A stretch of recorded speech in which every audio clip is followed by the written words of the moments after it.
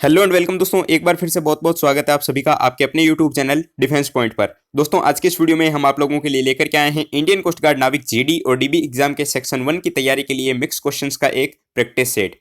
तो इससे पहले कि हम वीडियो शुरू करें, अगर आप लोगों ने अभी तक हमारे चैनल को सब्सक्राइब नहीं किया है तो उसको सब्सक्राइब जरूर से कर लें और बेल आइकन को प्रेस कर लें ताकि आप लोगों को हमारे द्वारा दिए जाने वाले सभी लेटेस्ट अपडेट्स मिलते रहें। दोस्तों इससे पहले भी जो है हमने आप लोगों को काफ़ी प्रैक्टिस सेट प्रोवाइड करवाए हैं। अगर आप लोगों ने अभी तक उन वीडियोस को नहीं देखा है तो लिंक आपको नीचे डिस्क्रिप्शन बॉक्स में दी गई है, आप वहां से देख सकते हैं। तो चलिए शुरू करते हैं आज का ये वीडियो। देखिए फर्स्ट क्वेश्चन। तो फर्स्ट क्वेश्चन है कि जिस प्रकार पुस्तक का संबंध सेल्फ से है, ठीक इसी प्रकार कपड़ों का संबंध किससे होगा। ठीक है, तो देखिए पुस्तक जो होती है उसको सेल्फ में रखा जाता है, ठीक है। ठीक इसी प्रकार कपड़ों को जो है वो कबर्ड में रखा जाता है। तो इस क्वेश्चन का राइट आंसर हो जाएगा option number A, cupboard. I hope आपको समझ आ गया होगा। आइए देखते हैं अगला प्रश्न। तो अगला प्रश्न आप लोगों के लिए है, इसका राइट आंसर क्या होगा आप लोग नीचे कमेंट बॉक्स में हमें कमेंट के माध्यम से जरूर से बताइएगा, क्योंकि आप लोगों को जो है एनालॉगी से मैंने काफी क्वेश्चंस करवा दिए हैं। तो आप लोगों के लिए क्वेश्चन है कि जिस प्रकार समाचार पत्र का संबंध पाठक से है, ठीक इसी प्रकार रोटी का संबंध किससे होगा। ठीक है, तो इस क्वेश्चन का राइट आंसर क्या होगा आप लोगों को जो है नीचे कमेंट बॉक्स में कमेंट के माध्यम से हमें बताना है। ठीक है, तो देखिए आपको ऑप्शन दिए गए हैं बेकर, ऑप्शन नंबर बी उपभोक्ता, ऑप्शन नंबर सी खरीदार और ऑप्शन नंबर डी गेहूं। ठीक है, तो इस क्वेश्चन का राइट आंसर क्या होगा आप लोग नीचे कमेंट में कमेंट के माध्यम से हमें बताएंगे। ठीक है, आइए देखते हैं अगला प्रश्न। तो अगला प्रश्न है कि निम्नलिखित शब्दों में से विषम शब्द को चुनिए। ठीक है, यानी कि इस क्वेश्चन में जो है आप लोगों को विषम शब्द यानी कि ओड वर्ड को चूज करना है। ठीक है, तो देखिए आपको क्या क्या ऑप्शन दिए गए हैं।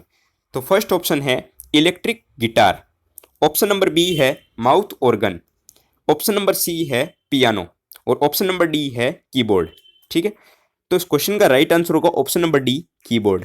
ठीक है, देखिए कीबोर्ड कैसे होगा, क्योंकि इलेक्ट्रिक गिटार, माउथ ऑर्गन और पियानो ये तीनों जो है वो इंस्ट्रूमेंट है, ठीक है, वाद्य यंत्र हैं, जबकि कीबोर्ड जो होता है वो कंप्यूटर में काम आता है। ठीक है, तो इस क्वेश्चन का राइट आंसर होगा option number D, keyboard. I hope आपको समझ आ गया होगा। आइए देखते हैं अगला प्रश्न। तो अगला प्रश्न है कि विषाणु चेचक, तो ठीक इसी प्रकार जीवाणु से क्या। ठीक है, तो जिस प्रकार चेचक जो है वो विषाणु के कारण होता है, ठीक है, तो जीवाणु से होने वाला रोग क्या है। ठीक है, तो देखिए चेचक जो होता है वो विषाणुओं से होता है, ठीक इसी प्रकार जीवाणु से जो है वो मलेरिया होता है। ठीक है, तो इस क्वेश्चन का राइट आंसर होगा ऑप्शन नंबर बी, मलेरिया। ठीक है, आई होप आपको समझ आ गया होगा। आइए देखते हैं अगला प्रश्न। तो अगला प्रश्न है कि WTO वर्ल्ड ट्रेड ऑर्गेनाइजेशन, ठीक है, यानी कि विश्व व्यापार संगठन का मुख्यालय कहां पर स्थित है। ठीक है, काफी बार एग्जाम में क्वेश्चंस पूछा जाता है तो मोस्ट इंपॉर्टेंट क्वेश्चन हो जाता है। तो देखिए वर्ल्ड ट्रेड ऑर्गेनाइजेशन यानी कि विश्व व्यापार संगठन का जो मुख्यालय है वो जेनेवा में स्थित है। ठीक है, तो इस क्वेश्चन का राइट आंसर होगा ऑप्शन नंबर बी, जेनेवा। ठीक है, देखिए अगला प्रश्न है कि मुद्रा आपूर्ति किसके द्वारा नियंत्रित की जाती है। ठीक है, तो मनी सप्लाई जो होती है वो किसके द्वारा कंट्रोल होती है। ठीक है, तो मुद्रा आपूर्ति जो है वो भारत में भारतीय रिजर्व बैंक, ठीक है, रिजर्व बैंक ऑफ इंडिया के द्वारा जो है वो कंट्रोल की जाती है। ठीक है, मुद्रा आपूर्ति जो है वो भारतीय रिजर्व बैंक के द्वारा नियंत्रित की जाती है। तो इस क्वेश्चन का राइट आंसर होगा ऑप्शन नंबर डी। आइए देखते हैं अगला प्रश्न। तो अगला प्रश्न है कि ओजोन परत कहां पर पाई जाती है, यानी कि ओजोन परत जो होती है जो कि हमारी पराबैंगनी किरणों से रक्षा करती है, तो वो जो है कौन से मंडल में पाई जाती है। तो देखिए ओजोन परत जो होती है वो आपके समताप मंडल में पाई जाती है। ठीक है, तो इस क्वेश्चन का राइट आंसर होगा ऑप्शन नंबर डी, समताप मंडल। ठीक है, इसको इंग्लिश में जो है वो स्ट्रेटोस्फेयर भी कहा जाता है। तो इस क्वेश्चन का राइट आंसर होगा ऑप्शन नंबर डी, समताप मंडल। देखिए अगला प्रश्न है कि जंग से बचाने के लिए लोहे से बने पानी के पाइपों पर जस्ते की परत चढ़ाने की क्रिया को क्या कहा जाता है। देखिए हमने अक्सर घरों में देखा होगा कि जंग से बचाने के लिए जो है हम लोग लोहे के जो पाइप होते हैं उन पर जो है वो जस्ते की परत चढ़ा देते हैं। ठीक है, तो इस क्रिया को जो है वो क्या कहा जाता है। ठीक है, तो इस क्रिया को जो है वो यशदीकरण कहा जाता है। ठीक है, तो इस क्वेश्चन का राइट आंसर होगा ऑप्शन नंबर डी, यशदीकरण। ठीक है, आइए देखते हैं अगला प्रश्न। तो अगला प्रश्न है कि यूरेनियम विखंडन की सतत प्रक्रिया को जारी रखने के लिए किस कण की आवश्यकता होती हो।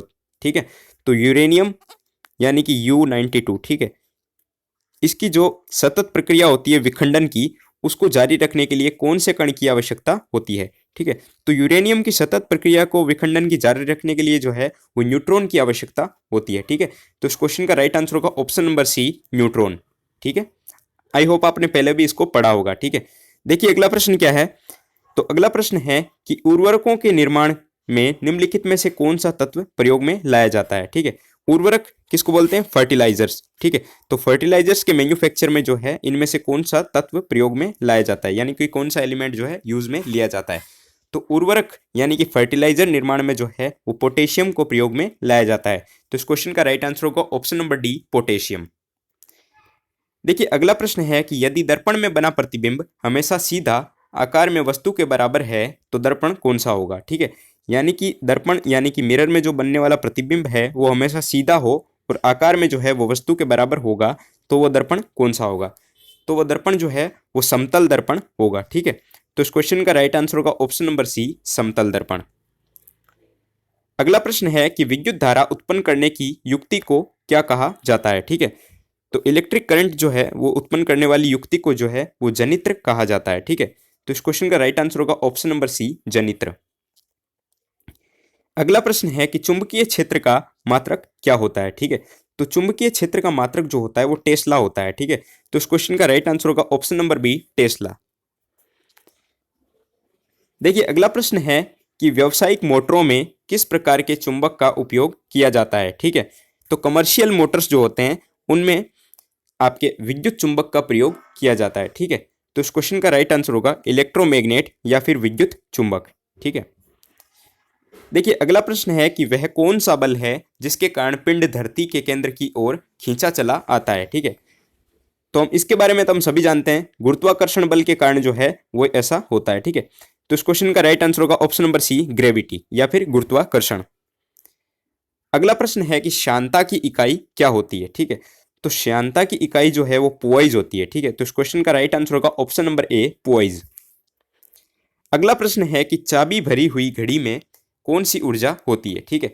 तो आपने देखा होगा घड़ी जो कि चाबी वाली होती है उनमें जो है स्थितिज ऊर्जा होती है। ठीक है, पोटेंशियल एनर्जी। तो इस क्वेश्चन का राइट आंसर होगा ऑप्शन नंबर ए, स्थितिज ऊर्जा। चाबी भरी हुई घड़ी जो होती है उसमें स्थितिज ऊर्जा संचित रहती है। ठीक है। तो इस क्वेश्चन का राइट आंसर हो जाएगा ऑप्शन नंबर ए। अगला प्रश्न है कि कैमरे में किस प्रकार के लेंस का उपयोग किया जाता है। तो कैमरा जो होता है उसमें हमेशा उत्तल लेंस का प्रयोग किया जाता है। ठीक है। तो इस क्वेश्चन का राइट आंसर होगा ऑप्शन नंबर ए, उत्तल लेंस।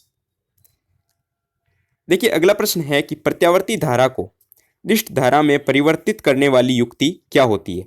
जो प्रत्यावर्ती धारा होती है उसको दिष्ट धारा में कैसे कन्वर्ट किया जाता है और वो किस युक्ति के द्वारा कन्वर्ट किया जाता है उसको क्या कहा जाता है। ठीक है। तो प्रत्यावर्ती धारा को जो है वो दिष्ट धारा में कन्वर्ट करने वाली जो युक्ति होती है उसको रेक्टिफायर के नाम से जानते हैं। ठीक है। तो इस क्वेश्चन का राइट आंसर होगा ऑप्शन नंबर ए, रेक्टिफायर। ठीक है। देखिए आज के इस वीडियो का आखिरी क्वेश्चन है कि फेराडे का नियम किस प्रक्रिया से संबंधित है। ठीक है। तो फेराडे का जो लॉ था वो इलेक्ट्रोलाइसिस से संबंधित था। ठीक है। तो इस क्वेश्चन का राइट आंसर होगा option number D, electrolysis. I hope आपको दोस्तों सारे प्रश्न समझ आ गए होंगे और आप लोगों ने वीडियो पूरा देख लिया होगा। ठीक है। तो इस वीडियो को अभी तक लाइक नहीं किया तो वीडियो को लाइक कर दीजिए और चैनल को अभी तक सब्सक्राइब नहीं किया तो चैनल को सब्सक्राइब करना मत भूलना। और अगर आप लोगों ने पहले के प्रैक्टिस सेट नहीं देखे तो आप लोग उनको भी देख सकते हैं, आप लोगों को चैनल पर मिल जाएंगे। ठीक है।